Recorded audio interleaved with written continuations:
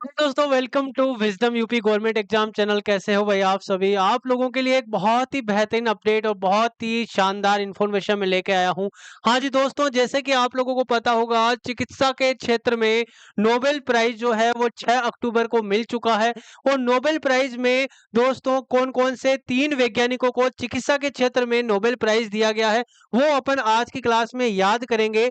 और इसके साथ में नोबेल प्राइज के और कौन-कौन से फैक्ट है जो आप लोगों के आने वाले एग्जाम्स के लिए इंपॉर्टेंट हो सकते हैं, उनको भी दोस्तों आज की सेशन में डिस्कस करेंगे।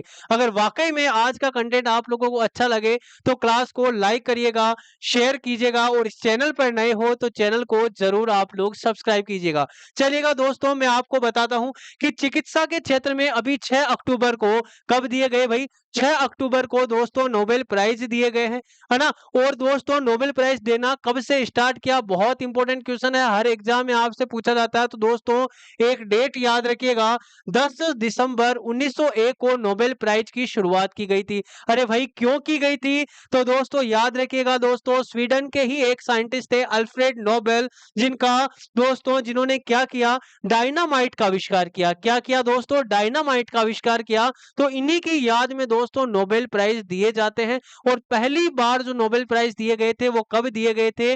तो दोस्तों 10 दिसंबर 1901 की डेट याद रखिएगा।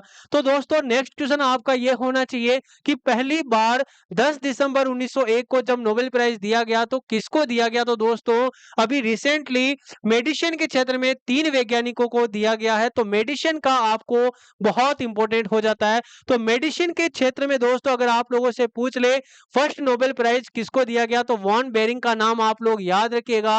और फिजिक्स के क्षेत्र में आपसे पूछ ले तो दोस्तों रोंजन का नाम आप लोग याद रखिएगा, जिन्होंने एक्स रेज की खोज की थी। इसके बाद में 6 अक्टूबर को 3 वैज्ञानिकों को दोस्तों क्या दिया गया? ये नोबेल प्राइज दिया गया। तो दोस्तों याद रखिएगा इनका नाम। बाकी मैंने ट्रिक से भी आपको याद करने के लिए इजी बना दिया है। तो कौन कौन सा? मेरी ई ब्रुंको का नाम याद रखना, फ्रेड रेम्सडेल का नाम याद रखना और सिमोन सकागुची का नाम आप लोग याद रखोगे। तो भाई आपका ये जरूर सवाल होगा कि सर ऐसे ऐसे नाम हम कैसे याद करें? तो बिल्कुल टेंशन लेने की बात नहीं है। आप लोगों के लिए मैंने एक बहुत ही शानदार ट्रिक बनाई है दोस्तों। कौन सी?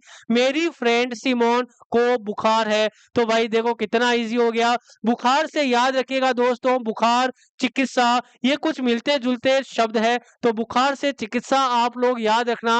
अब किसको बुखार है भाई? तो मेरी फ्रेंड सिमोन को। कैसे याद रखेंगे? तो मेरी से हो गया मेरी ई ब्रुंको, फ्रेंड से हो गया फ्रेंड रेम्सडेल और सिमोन से हो गया सिमोन सगाकुची। उम्मीद करूंगा आप लोगों को अब कोई भी रटने की जरूरत नहीं है। अब उम्मीद करूंगा आप लोग किसी भी चीज को याद करने की जरूरत नहीं है।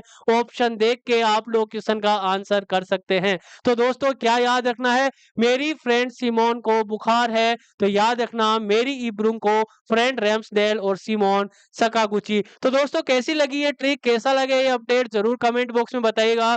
ऐसे ही लेटेस्ट अपडेट के लिए, ऐसे ही ट्रिक की जीके पढ़ने के लिए दोस्तों इस चैनल को सब्सक्राइब कर लीजिएगा, बेल आइकन को प्रेस कर लीजिएगा। और इस चैनल पर नए हो तो चैनल को जरूर आप लोग सब्सक्राइब कर लीजिएगा। Thank you so much, thank you.